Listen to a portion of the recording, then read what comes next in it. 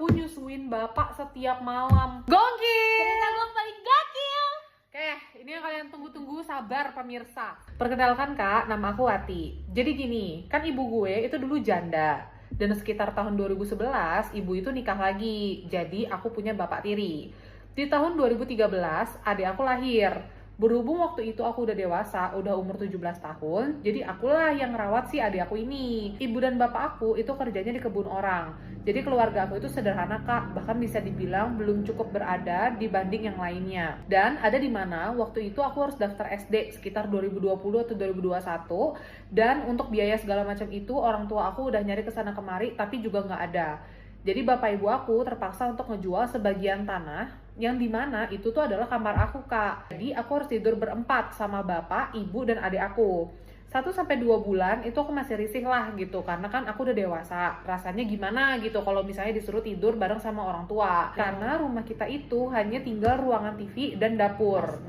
Kesalahan awalnya itu tuh dari posisi tidur kak. Jadi karena adik aku nggak bisa jauh dari ibu dan ibu juga nggak bisa tidur di dekat sama tembok, jadi posisi tidurnya tuh gini, ibu paling luar, adik, aku, dan bapak tiri aku kak.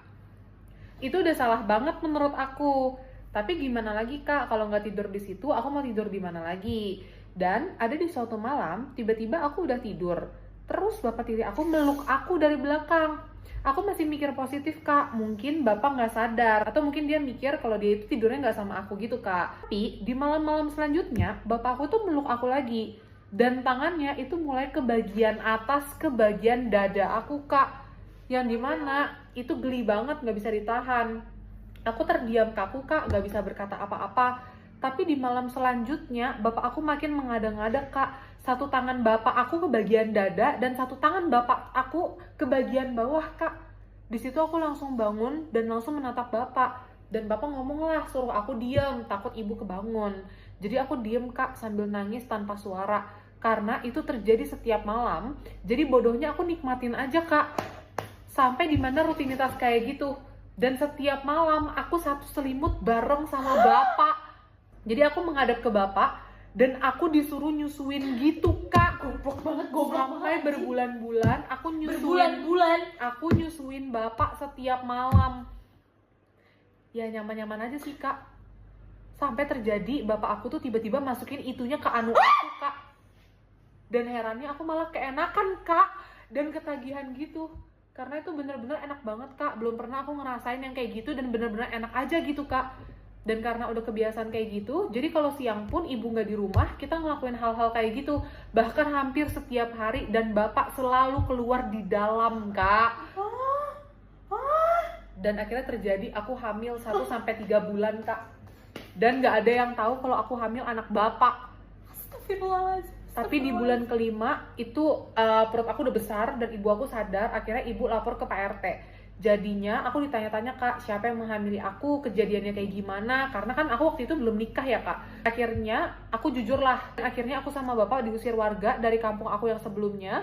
Sekarang aku pindah kerja dan bapak aku udah ke Kalimantan kak. Sekarang yang di sana itu udah tinggal adik sama ibu aku aja. Aku nyesel kak ngelakuin itu dan sekarang anak aku udah besar. Makasih ya kak udah bacain cerita aku, mohon maaf kalau misalnya ceritanya kepanjangan. Wati. Wah, ibunya sendiri loh.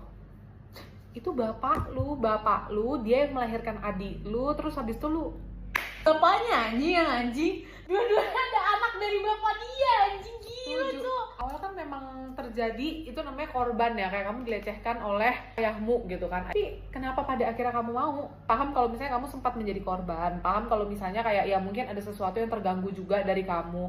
Tapi seharusnya kamu tidak melakukan itu karena kamu juga sedang menjadikan ibumu dan adikmu sebagai korban gitu loh. Semua komen-komen di bawah responnya untuk Wati. Menurut kalian sarannya gimana? Lebih ke bapaknya sih, bapaknya Dua-duanya sama sih. Perselingkuhan selalu dua sisi. Tapi Wati, ya kamu udah speak up, harusnya kamu sudah tahu kesalahan kamu ada di mana. Jadi kita gak bisa ngejudge kamu juga. Sehat-sehat untuk anakmu ya Wati. Lancar-lancar kamu menghidupi anakmu, kamu bisa menembus kesalahanmu sebelumnya dengan menjaga anakmu dan bertanggung jawab atas anakmu. Betul. Thank you Wati for Terima sharing.